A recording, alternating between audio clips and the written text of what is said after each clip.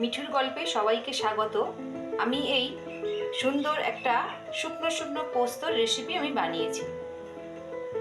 দেখো এটা আমি কিভাবে বানালাম, তোমাদের পুরো ভিডিওটা দেখতে হবে।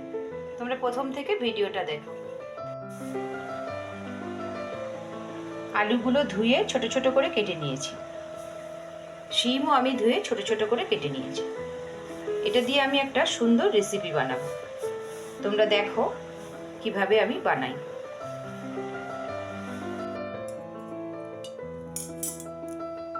কড়াতে বেশ খানিকটা সরষের তেল দিয়ে দিয়েছি।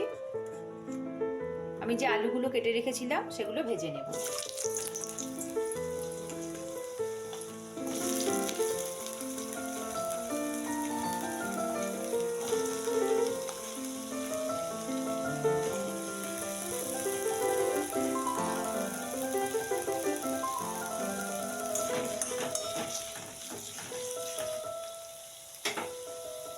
ভালো করে লাল লাল করে ভেজে নেব। আলুটা লাল লাল করে ভেজে নিয়েছি, তুলে নেব।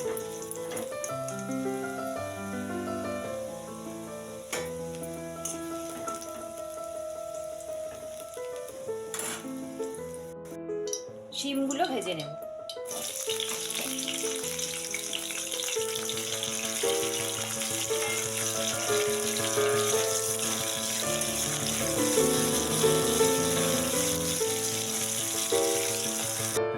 শিমটা ভাজা হতে হতে আমি এই লঙ্কা দুটো আর 3 চামচ পোস্ত বেটে নেব।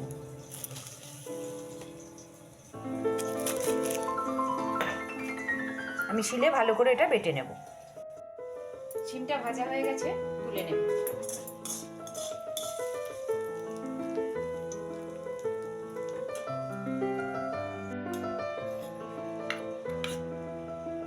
আমি যে দুটো শুকনো লঙ্কার পোস্ত বেটেছিলাম সেটা দিয়ে দেব।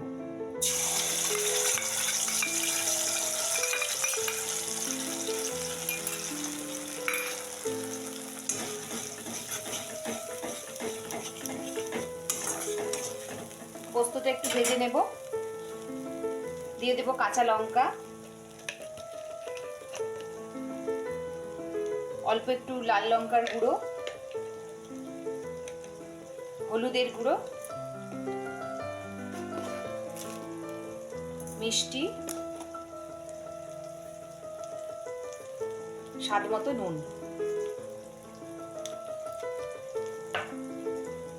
এগুলো আমি দিয়ে দিলাম। ভালো করে এই পোস্তটা আর মশলাটা ভেজে নেব। দেখো আমার রেসিপি কেমন লাগছে। ভালো লাগলে চ্যানেলটা সাবস্ক্রাইব করে দিও আর একটা লাইক দিয়ে দিও।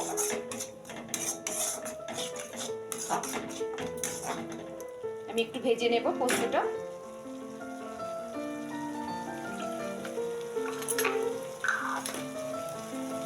নিরামিষের দিন এইভাবে পোস্ত বানালে খুব সুন্দর লাগে।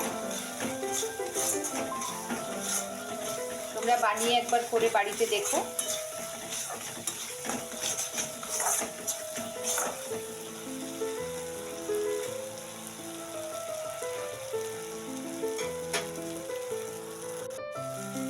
পোস্তটা ভাজা ভাজা হয়ে গেছে, আমি সবজিগুলো দিয়ে দেবো, আলু আর শিম।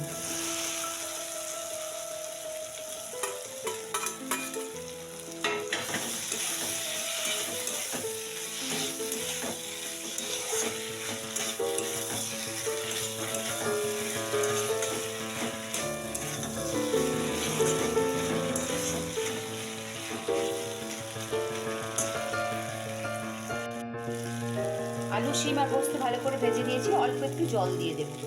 আমি শিলে যে মশলাটা বেটেছিলাম সেই মশলার জলটা দিয়ে দেব।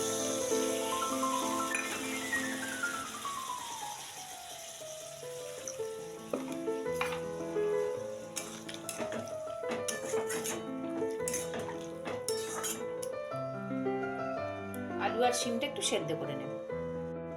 শুকনো শুকনো শিম আলু পোস্ত একদম রেডি। কারা কারা এই রেসিপিটা খেতে ভালোবাসো তারা নিশ্চয়ই কমেন্টে জানাবে।